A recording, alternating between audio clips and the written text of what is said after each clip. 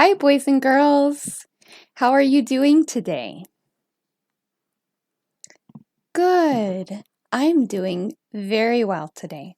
Today we're going to read this story. The title is Stand Tall, Molly Lou Mellon, written by Patty Lovell and illustrated by David Catrow. So Patty Lovell is the author. She wrote the words. David Catrow is the illustrator. He drew the pictures. And I love his illustrations in this book. Are you ready? Here we go. Stand tall, Molly Lou Mellon. Oh, look at Molly Lou. Do you see how little she is? And look at her bed. What does she have to use to get up into her bed? A ladder. That's right. Molly Lou Mellon stood just taller than her dog and was the shortest girl in first grade. She didn't mind. Her grandma had told her, "Walk as proudly as you can and the world will look up to you." Do you see where Molly Lou Mellon is right now? She is taller than her sister and all her animals. So she did.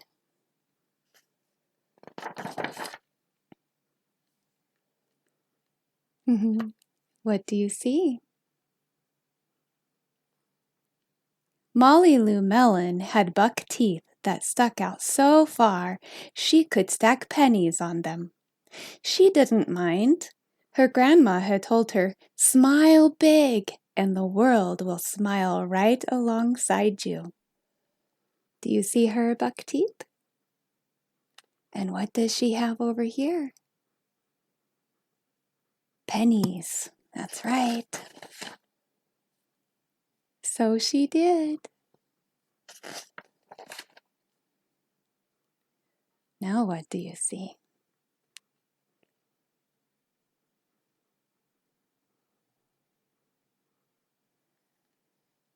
Molly Lou Mellon had a voice that sounded like a bullfrog being squeezed by a boa constrictor. She didn't mind. Her grandma had told her, "Sing out clear and strong, and the world will cry tears of joy." And so she did.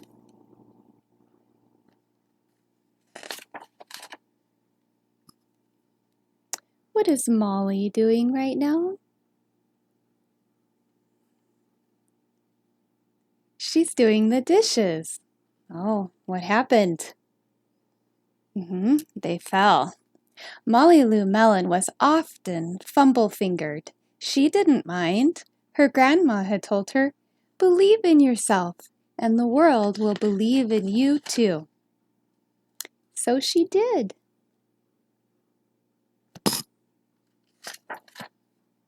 Then Molly Lou Mellon moved to a new town. She had to say goodbye to her grandma and all of her friends. She is saying goodbye.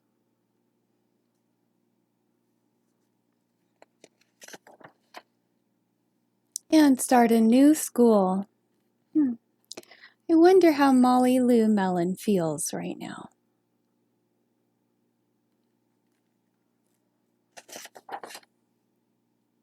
On the first day of school, Ronald Durkin called her Shrimpo in gym class.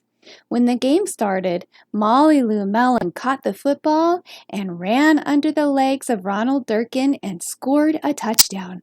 All the children thought, "Wow, she is good." And Ronald Durkin felt very foolish.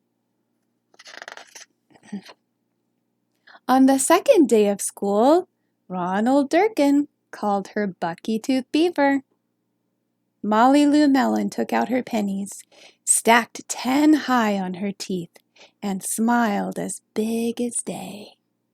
All the children smiled with glee, and Ronald Durkin felt very foolish. On the third day of school, Ronald Durkin said, "You sound like a sick duck. Honk, honk." Ronald isn't being very kind, is he? Molly Lou Mellon sang out a quack, so clear and strong that it made Ronald Durkin somersault backwards and hit his head and have to go to the nurse. All the children cried with joy to be free of Ronald Durkin for the rest of the afternoon, and Ronald Durkin felt very foolish. What are they making? On the fourth day of school, Ronald Durkin said that she had made the snowflake all wrong. But Molly Lou Mellon opened up her paper and revealed the most beautiful snowflake of all. Yes, she made a snowflake. All the children oohed and awed, even Ronald Durkin. On the fifth day of school, Ronald Durkin brought Molly Lou Mellon a stacking penny for her tooth, and he smiled at her. Ronald Durkin is being kind to Molly Lou Mellon now.